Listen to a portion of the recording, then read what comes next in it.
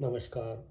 श्रीमद् वाल्मीकि रामायणे युद्धकाण्डे सप्तदश सर्ग इत्युक्त्वा परुषं वाक्यं रावणं रावणानुजः आजगाम मुहूर्तेन यत्र रामः स लक्ष्मणः। रावण से ऐसे कठोर वचन कहकर उसके छोटे भाई विभीषण दो ही घड़ी में उस स्थान पर आ गए जहाँ लक्ष्मण सहित श्री राम विराजमान थे। तम मेरु शिखराकारं दीप्तामेव शतहृदां गगनस्थं महिस्थास्ते ददृशुर्वानराधिपः। विभीषण का शरीर सुमेरु पर्वत के शिखर के समान ऊंचा था। वे आकाश में चमकती हुई बिजली के समान जान पड़ते थे। पृथ्वी पर खड़े हुए वानर युद्धपतियों ने उन्हें आकाश में स्थित देखा। ते चाप्यनुचरास्तस्य चत्वारो भीमविक्रमः ते अपि वर्मायुधोपेता भूषणोत्तम भूषितः। उनके साथ जो चार अनुचर थे वे भी बड़ा भयंकर पराक्रम प्रकट करने वाले थे। उन्होंने भी कवच धारण करके अस्त्र शस्त्र ले रखे थे और वे सबके सब उत्तम आभूषणों से विभूषित थे। स च मेघाचल प्रख्यो वज्रायुध संप्रभ वरायुधरो वीरो दिव्याभरण भूषितः। वीर विभीषण भी मेघ और पर्वत के समान जान पड़ते थे। वज्रधारी इंद्र के समान तेजस्वी उत्तम आयुधारी और दिव्य आभूषणों से अलंकृत थे। तमात्म पंचमं दृष्ट्वा सुग्रीवो वानराधिपः वानरः स दुर्धर्ष चिंत्यामास बुद्धिमान। उन चारों राक्षसों के साथ पांचवें विभीषण को देखकर दुर्धर्ष एवं बुद्धिमान वीर वानर राज सुग्रीव ने वानरों के साथ विचार किया। चिंतयित्वा मुहूर्तं तु वानरांस्तानुवाचः हनुमत् प्रमुखान् सर्वान् इदं वचनम् उत्तमम्। थोड़ी देर तक सोचकर उन्होंने हनुमान आदि सब वानरों से यह उत्तम बात कही। ये सर्वायुधोपेत चतुर्भिः स राक्षसे राक्षसोभ्येति पश्यध्वम् अस्मान् हन्तुं न संशयः। देखो, सब प्रकार के अस्त्र शस्त्रों से संपन्न यह राक्षस दूसरे चार निशाचरों के साथ आ रहा है। इसमें संदेह नहीं है कि यह हमें मारने के लिए ही आता है। सुग्रीवस्य वचः श्रुत्वा सर्वे ते वानरोत्तमः शालानुद्यम्य शैलांश्च इदं वचनं ब्रुवन्। सुग्रीव की यह बात सुनकर वे सभी श्रेष्ठ वानर साल वृक्ष और पर्वत की शिलाएं उठाकर इस प्रकार बोले। शीघ्रं व्यादिश्य नो राजन् वधाय शाम दुरात्मनां निपतन्ति हता यावत् धरण्याम अल्पचेतनः। राजन, आप शीघ्र ही हमें इन दुरात्माओं के वध की आज्ञा दीजिए जिससे ये मंदमती निशाचर मरकर ही इस पृथ्वी पर गिरे।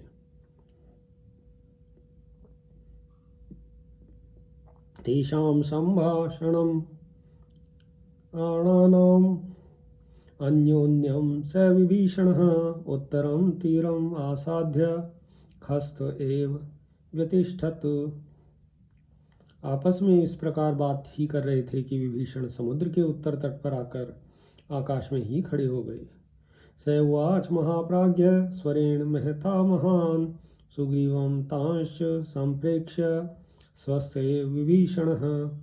महाबुद्धिमान महापुरुष विभीषण ने आकाश में ही स्थित रहकर सुग्रीव तथा वानरों की ओर देखते हुए उच्च स्वर से कहा।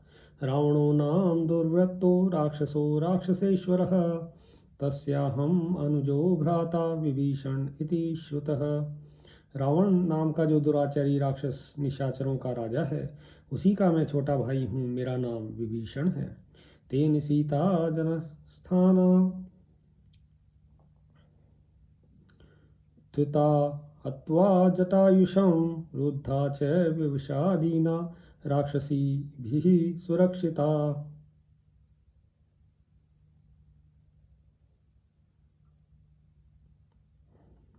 रावण ने जटायु को मारकर जलस्थान में सीता का अपहरण किया था।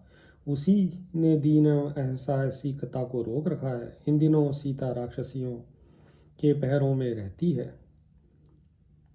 तमहम हेतुभिर्वाक्य विविधश्च न्यदर्शयं साधु निर्यात्यतां सीता रामायेति पुनः पुनः। मैंने भांति भांति के युक्ति संगत वचनों द्वारा उसे बारंबार समझाया कि तुम श्री रामचंद्र जी की सेवा में सीता सादर लौटा दो, इसी में भलाई है।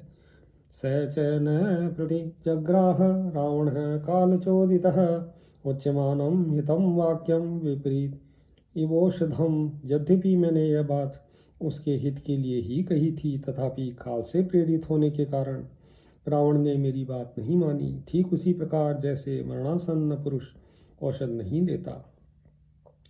सो अहम परुषितस्तेन दासवच्चावमानितः त्यक्त्वा पुत्रांश्च दारांश्च राघवं शरणं गतः। यही नहीं, उसने मुझे बहुत सी कठोर बातें सुनाई और दास की भांति मेरा अपमान किया। इसलिए मैं अपने स्त्री पुत्रों को वहीं छोड़कर श्री रघुनाथ जी की शरण में आया हूँ। निवेदयत माम क्षिप्रम राघवाय महात्मने सर्वलोक शरण्याय विभीषणम उपस्थितम। वानरों, जो समस्त लोगों को शरण देने वाले हैं, उन महात्मा श्री रामचंद्र जी के पास जाकर शीघ्र मेरे आगमन की सूचना दो और उनसे कहो, शरणार्थी विभीषण सेवा में उपस्थित हुआ है। एतत्तु वचनं श्रुत्वा सुग्रीवो लघु विक्रमः लक्ष्मणस्याग्रतो रामं संरब्धम इदं ब्रवीत। विभीषण की यह बात सुनकर शीघ्रगामी सुग्रीव ने तुरंत ही भगवान श्री राम के पास जाकर लक्ष्मण के सामने ही कुछ आवेश के साथ इस प्रकार कहा। प्रविष्ट शत्रु सैन्यम ही प्राप्त शत्रुरतर्कितः निहन्यादंतरम लब्ध्वा उलूको वायसानिव। प्रभो, आज कोई वैरी जो राक्षस होने के कारण पहले हमारे शत्रु रावण की सेना में सम्मिलित हुआ था, अब अकस्मात हमारी सेना में प्रवेश पाने के लिए आ गया है। वह मौका पाकर हमें उसी तरह मार डालेगा जैसे उल्लू कौवों का काम तमाम कर देता है। मंत्रे व्यूहे नये चारे युक्तो भवितुम अर्हसि वानराणाम च भद्रम ते परेशान च परंतप। शत्रुओं को संताप देने वाले रघुनंदन, अतः आपको अपने वानर सैनिकों पर अनुग्रह और शत्रुओं का निग्रह करने के लिए कार्य विचार, सेना की मोर्चेबंदी, नीति युक्त उपायों के प्रयोग तथा गुप्तचरों की नियुक्ति आदि के विषय में सतत सावधान रहना चाहिए। ऐसा करने से ही आपका भला होगा।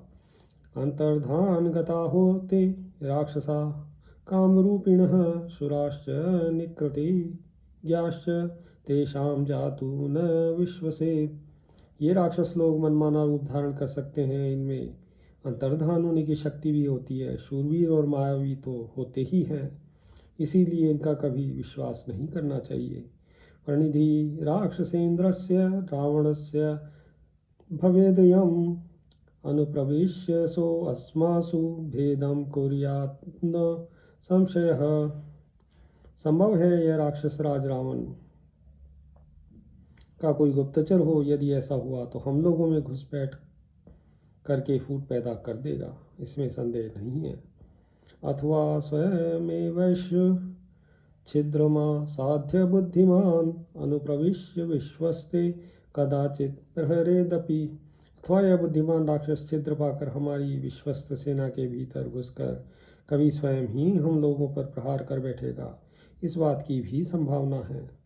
मित्राट विबलम चैव मौलभृत्य बलम तथा सर्वमेतद् बलम ग्राह्यम वजित्वा दिशद्बलम।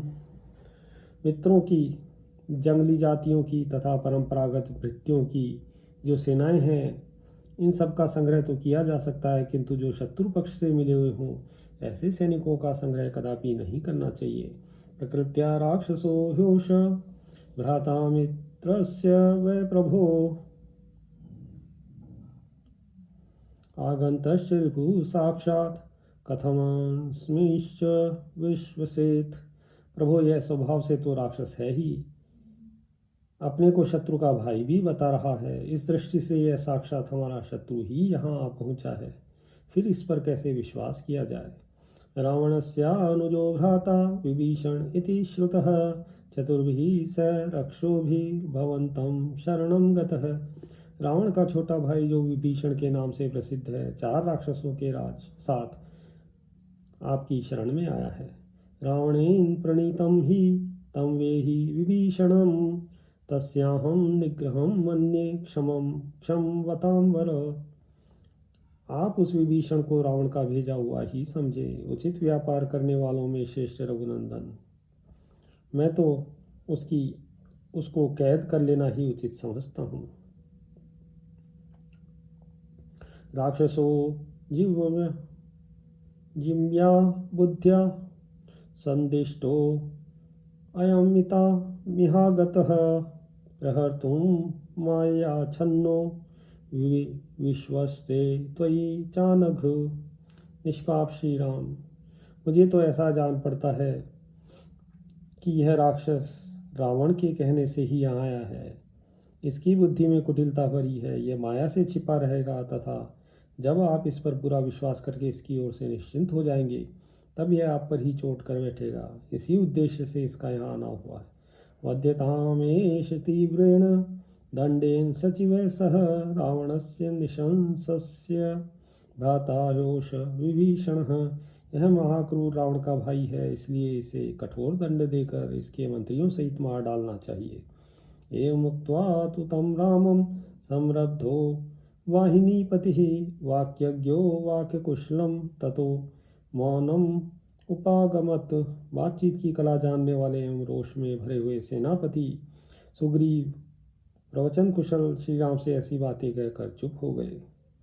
सुग्रीवस्य तु तद्वाक्यं श्रुत्वा रामो महाबलः समीपस्थानुवाचेदं हनुमत प्रमुखान कपीन। सुग्रीव का यह वचन सुनकर महाबली श्री राम अपने निकट बैठे हुए हनुमान आदि वानरों से इस प्रकार बोले।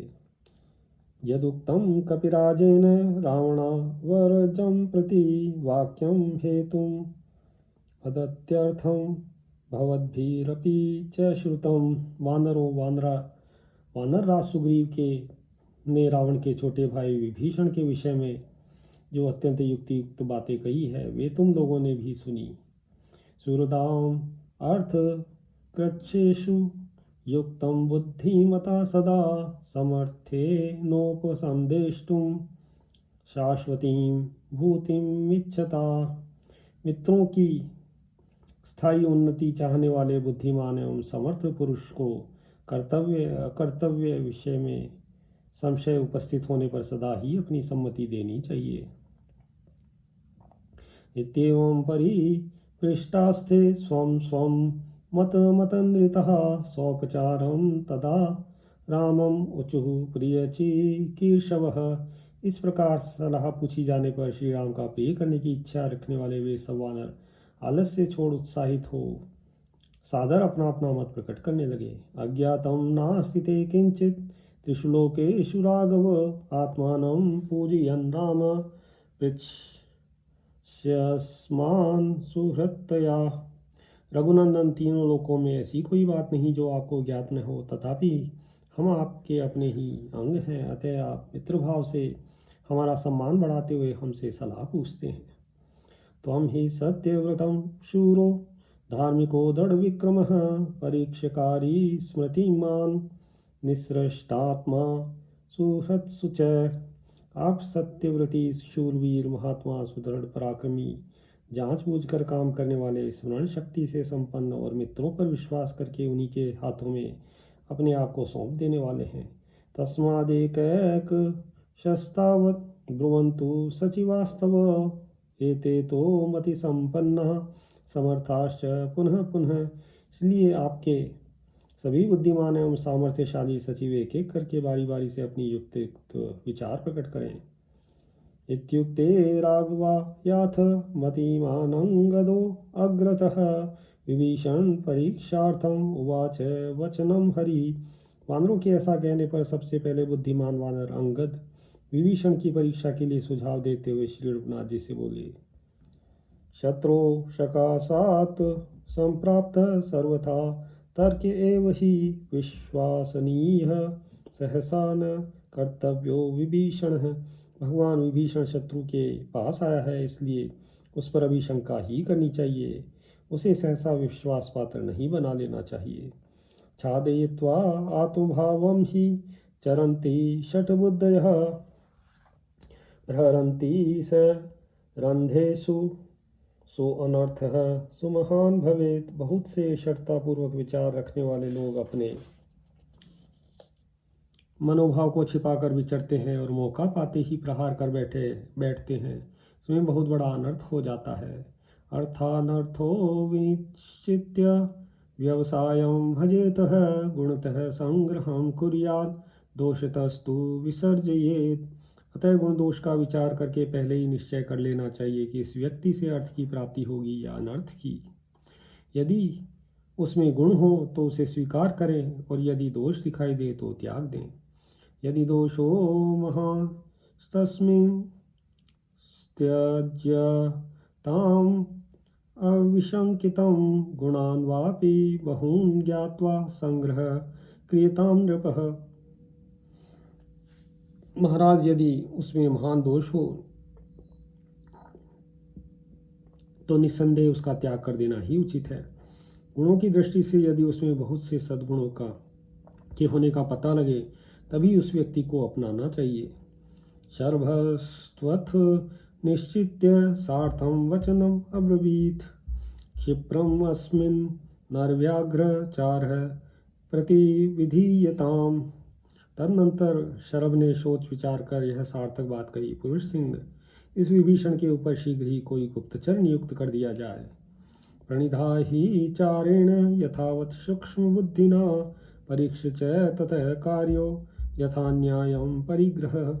सूक्ष्म बुद्धि वाले गुप्तचर को भेजकर उसके द्वारा यथावत रूप से उसकी परीक्षा कर ली जाए। उसके बाद यथोचित रीति से उसका संग्रह करना चाहिए। जाम्वास्त्वथ संप्रेक्ष शास्त्रबुद्ध्य विचक्षणः वाक्यं विज्ञापयामास गुणवद दोषवर्जितम्। इसके बाद परम चतुर जाम्बान ने शास्त्रीय बुद्धि से विचार करके ये गुणयुक्त दोष रहित वचन कहे। बद्ध वैराच पापाच राक्षसेन्द्राद विभीषणः आदेश काले संप्राप्त सर्वथा शंक्या तम यम। राक्षस राज रावण बड़ा पापी है, उसने हमारे साथ वैर बांध रखा है और यह विभीषण उसी के पास से आ रहे हैं। वास्तव में तो उनके आने का यह समय नहीं है, नए स्थान ही, इसलिए इसके विषय में सब प्रकार से सशंक ही रहना चाहिए। ततो मेन्दस्तु संप्रेक्ष मयापनय कोविदः वाक्यं वचन संपन्नो बभाषे हेतुमत्तरम्। तदनंतर नीति और अनीति के ज्ञाता और वाग्वैभव से संपन्न मेंद ने सोच विचार कर यह युक्तियुक्त उत्तम बात कही। अनुजो नाम तस्यैष रावणस्य विभीषणः पृच्छ्यतां मधुरे नायं शनै नरपतीश्वर। महाराज, यह विभीषण रावण का छोटा भाई तो है, इसीलिए इससे मधुर व्यवहार के साथ धीरे धीरे सब बातें पूछनी चाहिए। भावमस्य तु विज्ञाय तत्त्वतस्तं करिष्यसि यदि दुष्टो न दुष्टो वा बुद्धिपूर्वं नरषभ। नरश्रेष्ठ, फिर इसके भाव को समझकर आप बुद्धिपूर्वक यह ठीक ठीक निश्चय करें कि यह दुष्ट है या नहीं। उसके बाद जैसा उचित हो वैसा करना चाहिए। असंस्कार संपन्नो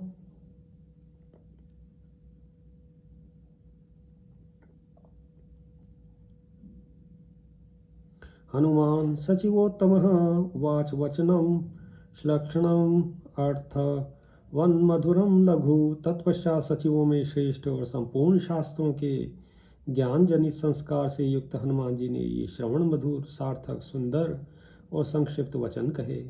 न भवन्तं अतिश्रेष्ठं समर्थं वदतां वरम् अतिशाय यितुं शक्तो बृहस्पतिरपि ब्रुवन्। प्रभु, आप बुद्धिमानों में उत्तम, सामर्थ्यशाली और वक्ताओं में श्रेष्ठ हैं। यदि बृहस्पति भी भाषण दे तो वे अपने को आपसे बढ़कर वक्ता नहीं सिद्ध कर सकते। नैवादान्नापि सङ्घर्षान्नाधिक्यात्र च कामतः वक्ष्यामि वचनं राजन यथार्थम राम गौरवात्। महाराज श्री राम, मैं जो कुछ निवेदन करूँगा वह वाद विवाद या तर्क, स्पर्धा, अधिक बुद्धिमत्ता, अभिमान अथवा किसी प्रकार की कामना से नहीं करूँगा। मैं तो कार्य की गुरुता पर दृष्टि रखकर जो यथार्थ समझूंगा वही बात कहूँगा। अर्थानर्थ निमित्तं हि यदुक्तं सचिवस्तव तत्र दोषं पश्यामि क्रिया न रूपपद्यते। आपके मंत्रियों में जो अर्थ और नीति और अनर्थ के निर्णय के लिए जो गुण दोष की परीक्षा का करने का सुझाव दिया है उसमें मुझे दोष दिखाई देता है, क्योंकि इस समय परीक्षा लेना कदापि संभव नहीं है। ऋते नियोगा सामर्थ्यम अवबोद्धुं न शक्यते सहसा विनियोगा अपि दोषवान प्रतिभाति में। विभीषण आश्रय देने के योग्य है या नहीं, इसका निर्णय उसे किसी काम में नियुक्त किए बिना नहीं हो सकता, और सहसा उसे किसी काम में लगा देना भी मुझे सदोष ही प्रतीत होता है। चार प्रणीहितं युक्तं यदुक्तं सचिवस्तव अर्थस्या संभवात् तत्र कारणं नोपपद्यते। आपके मंत्रियों ने जो गुप्तचर नियुक्त करने की बात कही है उसका कोई प्रयोजन न होने से वैसा करने का कोई युक्तियुक्त कारण नहीं दिखाई देता। जो सामने खड़ा है स्पष्ट रूप से अपना वृत्तांत बता रहा है, उसके लिए गुप्तचर की क्या आवश्यकता। आदेश काले संप्राप्त इत्ययं यद्विभीषणः विवक्षा तत्र मे अस्तीयं ताम निबोध यथामति। इसके सिवा जो कहा गया है कि विभीषण इस समय यहाँ आना देश काल के अनुरूप नहीं है, उस विषय में भी मैं अपनी बुद्धि के अनुरूप कुछ कहना चाहता हूँ, आप सुने। एष देशश्च कालश्च भवति है यथा तथा पुरुषात् परुषं प्राप्य तथा दोष गुणावपि दौरात्म्यं रावणे दृष्ट्वा विक्रमं च तथा त्वयि युक्तम् आगमनं ह्यात्रो सदृशं तस्य बुद्धितः। उसके यहाँ आने का यही उत्तम देश और काल है। यह बात जिस तरह सिद्ध होती है वैसा मैं कहता हूँ। विभीषण एक नीच पुरुष के पास से चलकर एक श्रेष्ठ पुरुष के पास आया है। उसने दोनों के दोषों और गुणों का भी विवेचन किया है। तत्पश्चात रावण में दुष्टता और आप में पराक्रम देखकर वह रावण को छोड़कर आपके पास आ गया है। इसलिए उसका यहाँ आगमन सर्वथा उचित और उसकी उत्तम बुद्धि के अनुरूप है।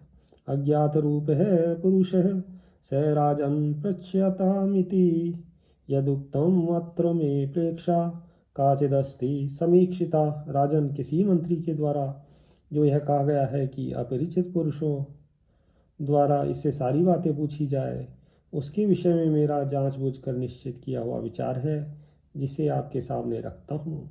पृच्छमानो विशंकेत सहसा बुद्धिमान वचः तत्र मित्रं प्रदुष्येत मिथ्या पृष्ठं सुखागतम्। यदि कोई अपरिचित व्यक्ति यह पूछेगा कि तुम कौन हो, कहाँ से आए हो, किस लिए आए हो इत्यादि, तब कोई बुद्धिमान पुरुष सहसा उस पूछने वाले पर संदेह करने लगेगा। और यदि उसे यह मालूम हो जाएगा कि सब कुछ जानते हुए भी मुझसे झूठे ही पूछा जा रहा है, तब सुख के लिए आए हुए उस नवागत मित्र का हृदय कलुषित हो जाएगा। अशक्यम सहसा राजन भावो बोधुम परस्य वै अंतरेण स्वरे भिन्न न पुण्यम पश्यताम वृषम। इसके सिवा महाराज किसी दूसरे के मन की बात को सहसा समझ लेना असंभव है। बीच बीच में स्वर भेद से आप अच्छी तरह निश्चय कर लें कि यह साधु भाव से आया है या असाधु भाव से। न त्वस्य ब्रूतो जातु लक्ष्यते दृष्ट भावता प्रसन्नं वदनं चापि तस्मान् मे नास्ति संशयः। इसकी बातचीत से कभी इसका दुर्भाव नहीं लक्षित होता। इसका मुख भी प्रसन्न है, इसलिए मेरे मन में इसके प्रति कोई संदेह नहीं है। अशंकितमति स्वस्थो न शठ परिसर्पति न चास्य दुष्ट वागस्ति तस्मान् मे नास्ति संशयः। दुष्ट पुरुष कभी निशंक एवं स्वस्थ चित्त होकर सामने नहीं आ सकता। इसके सिवा इसकी वाणी भी दोषयुक्त नहीं है। अतः मुझे इसके विषय में कोई संदेह नहीं होता। आकार छाध्य मानोऽपि न शक्यो विनिगूहितुं बलाद्धि विवरणोत्येव भावमंतर्गतम नृणाम। कोई अपने आकार को कितना ही क्यों न छिपाए, उसके भीतर का भाव कभी नहीं छिप सकता। बाहर का आकार पुरुषों के आंतरिक भाव को बलात् प्रकट कर देता है। देश कालोपपन्नं च कार्यं कार्यविदां वर सफलं कुरुते क्षिप्रं प्रयोगेणाभिसंहितं। कार्यविद्ताओं में श्रेष्ठ रघुनंदन विभीषण का यहाँ आगमन रूप जो कार्य है वह देश काल के अनुरूप ही है। ऐसा कार्य यदि योग्य पुरुष के द्वारा संपादित हो तो अपने आप को शीघ्र सफल बनाता है।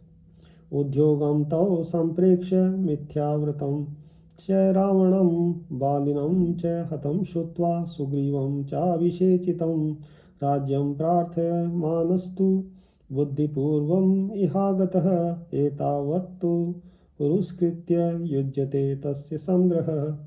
आपको उद्योग, रावण के मिथ्याचार, वाली के वध